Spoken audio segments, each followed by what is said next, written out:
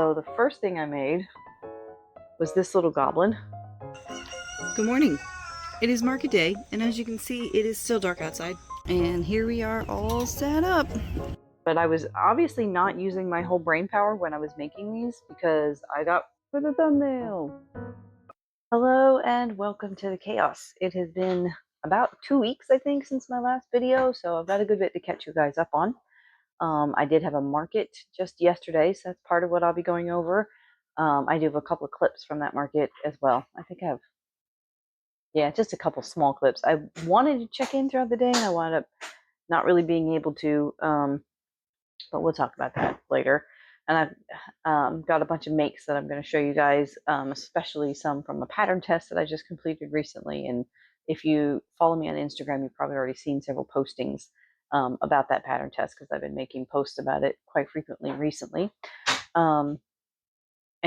to give you a little bit of an update, I guess, an overview on what's going to be coming up in the near future for Cheerful Chaos Crafts. So that being said, let me go ahead and get started with the market.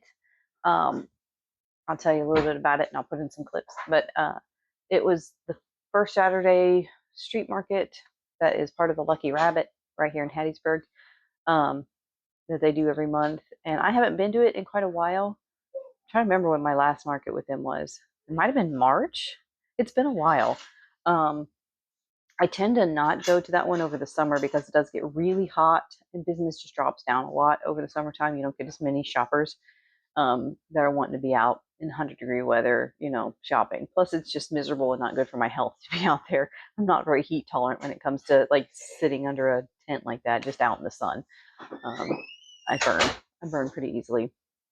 But so this is my first one back in quite a few months. And as I said in like one of the clips about the market itself, that this is kind of like the start to my fall season. So it's the first market of the fall, really. It goes from 9 a.m. to 3 p.m. on Saturday, and it is set in the street right in front of the Lucky Rabbit antique store. I guess that's what it is. It's two different buildings that have a whole lot of nerd related things. They also have antiques, antique furniture, lots of like vintage video game related stuff, comic book stuff, movie stuff. And it's a really cool, fun vibe. They got old fashioned candies and old fashioned sodas. It's really fun. This time they had an exhibit for Beetlejuice because it's coming up close to Halloween time. And they had this whole like walkthrough of like scenes from the movie that they had built out with mannequins and lights and effects and things. It was really cool. They did a really good job with it. So the market itself was hot. Unless the breeze was blowing. If the wind was blowing, it was pretty comfortable. But the rest of the day, we got pretty hot. It was up in the 90s. But it was steady. We had good, steady traffic. It was not any kind of like, and it never is. This market is not one of those. It's just like blow you out of the water kind of big sale markets. But it's steady and it's very low cost to set up. It's close to home. So it's a really good staple for me. So I'm going to go over, tell you a little bit about my sales for the day. I got my handy dandy clipboard that I actually remembered to take this time around. My last two markets, I had forgot to take it with me. So I sold a lot of keychains, and then I also sold a lot of the new mystery boxes. Those were kind of the biggest sellers, I'd say. But we'll just go over the list, and I'll let you know. So the first thing I sold was a pink axolotl, and that was actually to the daughter of one of the other vendors there. Real sweet lady that is also going to be vending at the same Ren Fair that I'm going to be vending at. So it'll be really cool to see her there. Then the next one bought my pink Junimo. I think I may only have one Junimo left. I have to check my stash. Then somebody bought a Pokeball keychain. So it was the first of the keychains, then a mushroom keychain. Then the next customer got the first mystery box, and they all opened them right there. So it was fun to be able to see what they got. So the first one got a mummy, which is particularly what she wanted. She was excited about it. Then there was a Kirby keychain. And then the next two people were mystery boxes again. The first one got a Dracula. The second one got a zombie. And then the Dracula one was really funny. When he opened it up, he was really hoping for Wolfman, I think is what he said was his the one he was really, really hoping for. And he'd also looked at my big Cthulhu doll and like really wanted a Cthulhu. So I mentioned to him that the secret cryptid in the mystery boxes was also Cthulhu. That those were the two he was like really crossing his fingers for. But when he got Drac, he was like, "I'm not mad at it. This would have been my next choice." So he was really happy with it. And then the next mystery box after that was a zombie, like I said. The next person got two things as gifts: a Togepi and a pink Nemo. And then the next person is actually a couple that come to my booth almost every time this market is there, and I've seen them in a few other local places too. And she has a pet bearded dragon named Elliot that she brings with her, and so I got to visit with Elliot for a little bit, and that was fun. He tried to eat my shirt, but her boyfriend bought her the pink coquette dragon that I have had in my booth for probably 2 years now. I've been holding on to that thing for the longest time, but he bought it for her as a birthday present. And that was really sweet. And then they decided to name it Jasmine. Then the next thing was a chocolate chip turtle, and that's the little Tice the Sea Turtle um, by Old Soul Factory Crochet, and it's a completely no-sew sea turtle pattern. I love it, but I did it with a kind of tan colored. Actually, I think I have it right here. This color shell, and then I used the chocolate from Premier Basics Chenille to embroider like chocolate chips into it. And then the body of the turtle was, I want to say it was like a almond. I think it was like a burnout blanket almond. I think that's what I chose. So that was what she got. Then the next person got another mystery box, and that one turned out to be Gilly, the monster from the Black Lagoon. That's what it is, the monster from the Black Lagoon. And then we had an Eevee keychain, and then a squid keychain, and then a Scrump keychain. So you see lots of keychains went.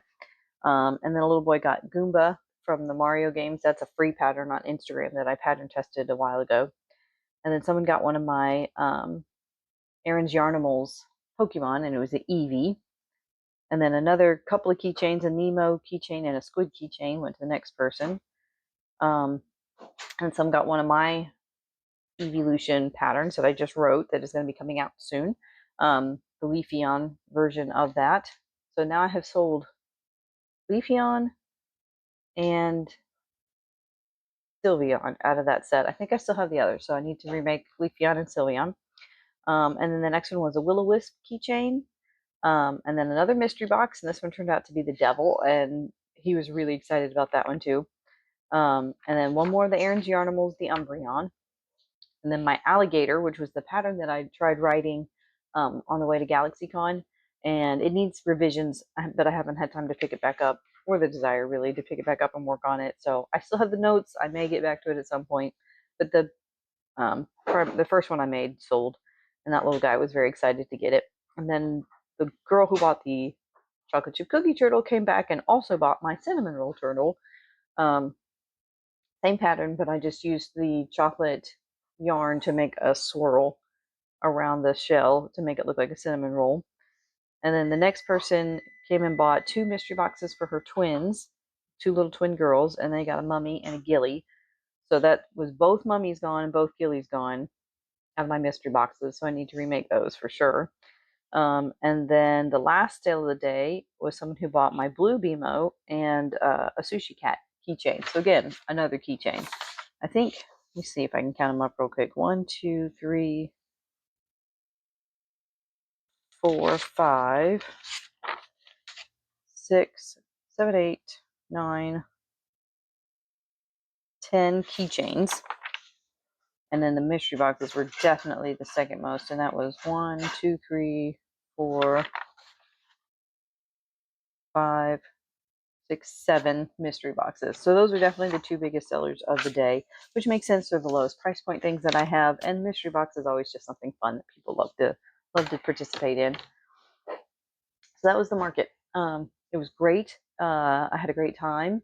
I also enjoyed a cinnamon vanilla bean, I think it was, scone from one of the other booths that were there, that she does all vegan and gluten-free scones and baked goods, and it was amazing.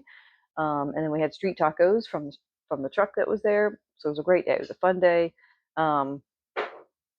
Very steady busy. but I also still had time to make stuff while I was there. So let me grab that bag. I took one skein of the burnout blanket. What is it? Gradient. It's not a gradient. Ombre. I think it's ombre. Burnout blanket ombre yarn in purple tones. Just with the intention of using up as much of it as I could. I still have a little bit left. So the first thing I made was this little goblin with a little pink on there. And you can see the gradient changed into dark purple when it got up to her head. So she's like a two-colored goblin. This is still the Madeline Mako goblin pattern that I have made a couple of times now. And then I made a second goblin. And you can see, and I used the dark purple as the accent this time, but you can see how the gradient changes. So even though it was from the same skein, I wound up with two very different, this one almost looks more mauve. So two very different color combos of goblin, and I think they look really cute. But I didn't think I could get another goblin out of that same skein, so then I started working on little will-o-wisps. This is the first time I've made them in blanket yarn and seen how big they come out. The other ones I've made have been the petite pearl. Is that what it's called? It's a Michaels yarn. It's really thin. I think it's like maybe a weight 4, like chenille yarn. It's very thin, but it does make really cute like little ones. So then here's the other wisps that I made in that gradient. So you can see this was the first one, and then it went to this color, and then it shifted abruptly to this lighter color. So I think it's really cool how, even though it's all from the same skein of yarn, they're all pretty different. They all have their own unique personality. So I made those 3, and that was all I made for yesterday, which is actually a good bit considering the fact that I was also making sales all throughout the day. And Good morning. It is market day, and as you can see, it is still dark outside. It is like 5:45 right now, I think. Normally I like to get to this market. This is the Lucky Rabbit, which is one of my local kind of smaller markets, but it's like the official beginning of my fall season, really, because after this one, I've got a night market next week. I have a Palm Street market next Friday, but I don't know if that should count in my market season. I guess it does. I'm still preparing for it. The end of the month, I have a Comic-Con in Alabama. And then the weekend after that, I have the Loblolly Festival in Laurel. And then another night market the week after that. Then I have a couple weeks off until November. And then in November, I have a Christmas market, a night market, the Purvis Street Festival, and the Renaissance Fair. So a lot going on in November. And then after that, I'm pretty much done till next spring because there's just not a lot going on over the holiday months and people just don't spend as much those times. So I'll focus on doing more Palm Street lives during that time period. So this is the beginning of market season. I'm hopeful that it's off to a great start, and I will check in with y'all after we get to our setup area. Here's our spot all set up, and with the magic of editing, 1, 2, 3. And here we are all set up. So we have keychains, and then all the fun, cute stuff, Pokemon, dragons, my new mystery boxes, right there. Some bigger guys here, some littler guys on this side, more keychains, and in the back on the walls I have all the really big guys so people can be able to see them but not necessarily like pull it down and mess with them unless I want them to because they're more expensive. So there we are, we're all set up. I think it starts in about 10 minutes and I will check in with y'all later to see how it goes. then before the market, now we're just getting into the other, like the past 2 weeks makes. I made these other 2 goblins, and this is in the same kind of yarn, the color gradient changing yarn, but in a green and teal tone. So it's still fun how they kind of just turn out a little bit different, even though you're using the same. Like this is definitely green, and this is definitely teal. but it's all from the same skein. And I just love how that turned out. And I also made some Stardew Valley chickens because I was running low on those. I have one left. Um, but I was obviously not using my whole brain power when I was making these because I got really proud of it. I made 6 of them out of this one skein of the Burnout Blanket Mystical in the Crystal Ocean, I think is what it is. Um, but I got 6 of them made, and I was so proud of myself for getting 6 of them made in like 2 days. And then I looked back and realized that none of them had eyes. I'd forgotten to insert safety eyes into any of them, so now they have little felt eyes just to make it easier. And then I noticed, because my brain was obviously turned off when I was making these, um, when I saw the one that I still have in stock actually on the table yesterday, I didn't add the tails to any of them. They're supposed to have like a little tail. I do still have some more of this yarn left, so I should have enough to add the tails to all these guys, but obviously I didn't put them out because they're not complete yet. So, but I had 6 of these. So that was like the random makes from the past 2 weeks. Now, for all that, going further back in time, I was accepted into a pattern test by Fox and Faye Crochet, Emily of Fox and Faye Crochet. And if you guys have been watching this channel for a while, you know that I've done a few different pattern tests for her. These are her characters back here, the Supernatural guys. I also pattern tested for her Rudy the Redcap, which she also modded into a Link. So I have made both Rudy and Link. I also pattern tested her Mew pattern, which I definitely want to make another one of those because I've sold both of them. And they're really, really beautiful. I also pattern tested her Bulbasaur pattern, and that has also sold. So I still, I need to make more Bulbasaur. I have one Bulbasaur still that's the sleeping Bulbasaur from Crochet by Jenna's Patreon.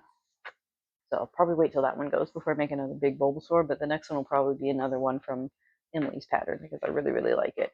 So I've participated in a lot of her pattern tests, and I really, really like her doll patterns, and they just make such a good base for so many things. They're easily modified. But I was accepted to her Demon Boy Band pattern test specifically for Mystery. So here is Mystery. He's been in a bag, so he's a little bit squished. But here is Mystery. And I just think he turned out fantastic. The color changes for the shoes and how she did the little detail of the chain hanging from his pocket and the color changes for his armbands. And he's even got these little strands to be earrings. And I glued those in so they won't pull out. The hair, very cleverly done, but it took so long to get his hair all glued on. And you can see there's like this patch in the back where there's no strands. But I decided not to let that bother me because most of his hair is all pushed to the front of his face. So that's just where he combed it forward, I guess. So this is Mystery.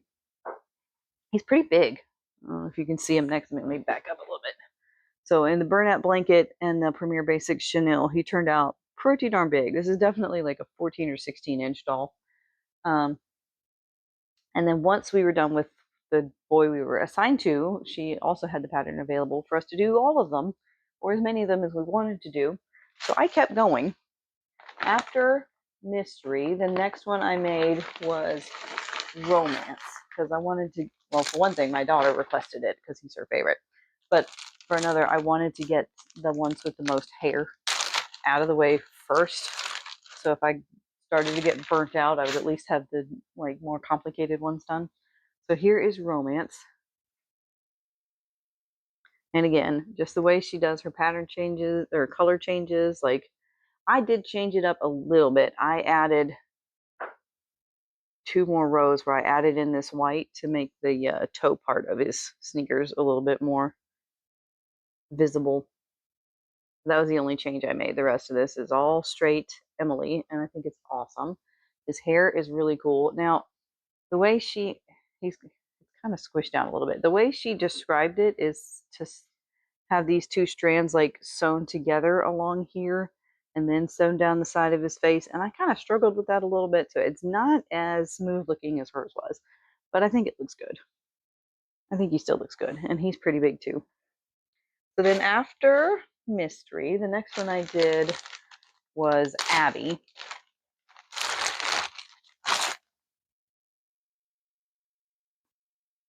I swear he's even bigger than the rest of them. I don't know if I added a row to his head or what, but his head is huge. His hat almost didn't fit. I had to really kind of yank and pull on it to get it on there right. But I think he turned out pretty cool too. I even added the little embroidery to show his abs on his chest, and the little flower embroidery on his shirt is really fun.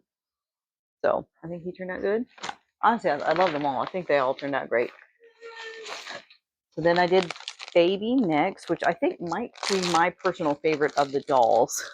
I don't really have a favorite character from the movie, but of these dolls, I think Baby might be my favorite. This hat is everything. Look at this hat.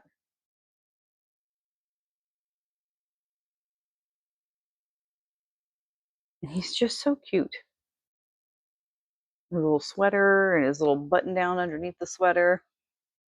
Yeah, and I painted all of the eyes for these guys. I kind of tried to match their pictures from the internet, so you can see his is almost the exact same shade as his hair, which was the goal there. Same with Romances. His was supposed to match his hair. Um, Abby, it was hard to tell, but it looked like his were pretty dark brown. So I went with sort of a chocolate color on his. And of course, Mystery doesn't have eyes. And then the final one I made was Genu. His hair was probably the most complex for me to figure out, honestly, just from the directions. But she wound up going back and writing things a little bit differently to make a little bit more sense.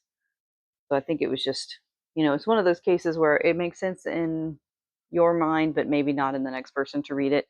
So here's Genu, and that's his hair. The complicated part was reading how to do this row because he has a patch of hair that goes into the magic ring that all gets brushed to the back here. So like all of those are just coming from the magic ring and being spread out. And then he's got this double row that goes this way. And that was the hard part to read. But like I said, I think she's rewritten it now so that it makes more sense. And his eyes are more of a golden brown. Because his in the movie they seem to always have a little bit more of that like demon yellow color going on with his eyes. So that's my Saja boys. Let me see if I can get them all. I might hit my microphone. Let me see if I can get them all in my arms.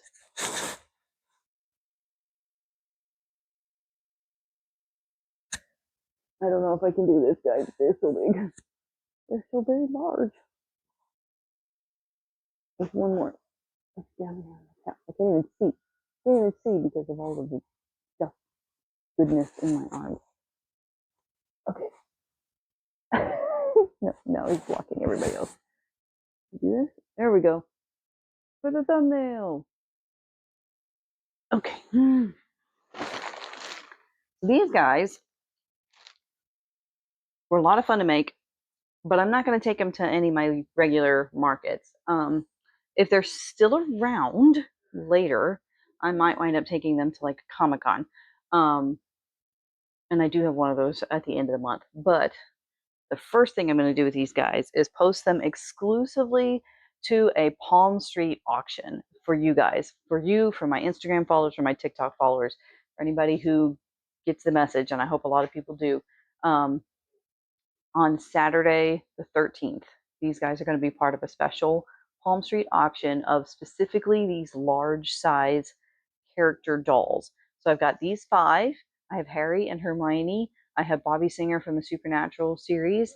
And I have Sailor Jupiter and Sailor Venus. And I have a smaller Link. I still have Rudy Redcap in a smaller size. So big guys, and then about that high, I think, is the smaller guys. Maybe Parfait Chunky. Applejack from My Little Pony. Maybe some dragons. Maybe some big dragons. So it's all going to be big things. So it's going to be a big auction Saturday the 13th. I think I have it set for 7 p.m. But if you go onto my Palm Street, you can bookmark the live, so it'll remind you. And I'm going to continue to post reminders on Instagram and such. So yeah, so you guys will get, my viewers will get the chance to take these guys home first. If they don't sell, then I'll take them to Comic Con at the end of the month and see if anybody there wants them. Oh, and I think that's got us caught up from what has happened in the past 2 weeks.